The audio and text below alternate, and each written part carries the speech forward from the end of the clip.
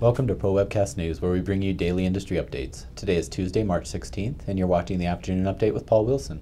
Today's news is sponsored by Covenant Reliance Producers. We build success stories. For more information, please visit crproducers.com.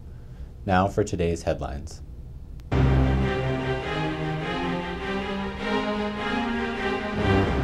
The Federal Reserve is expected to hold interest rates around zero today and promise to keep rates low for an extended period of time. Analysts expect the central bank to hold borrowing costs low for an extended period due to high unemployment and low inflation, but it could also offer a picture of an improving economy. The benchmark rate has remained near zero since the end of 2008 in an attempt to help the economic recovery from the financial crisis. Recently, signs have hinted at glimmers of improvement, but the momentum has been uneven thus far.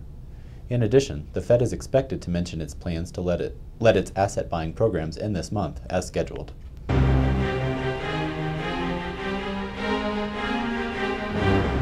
In investment news, worldwide investment banking revenues in 2010 could match levels seen in 2009, which would ease concerns about a significant drop, according to a recent report by Morgan Stanley and Oliver Wyman.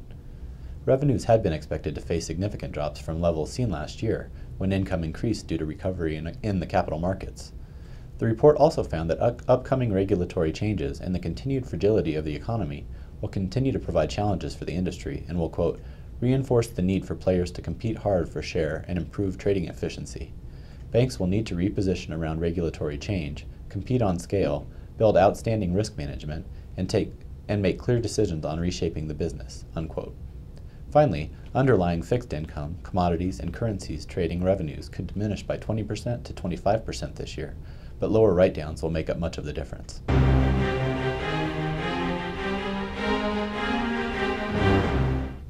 In regulatory news, Senate Banking Committee Chairman Christopher Dodd today said that Congress should not adjourn for its two-week Easter recess later this month without addressing financial reform.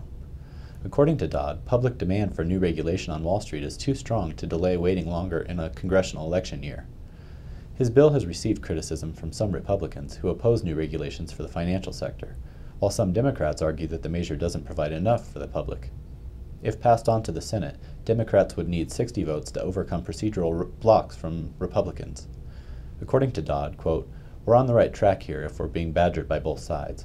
We think we're on the right track, and the public really wants us to address these issues, and they deserve an answer, unquote. I'm Paul Wilson, and thanks for watching Pro Webcast News. For more in-depth news and features, visit producersweb.com.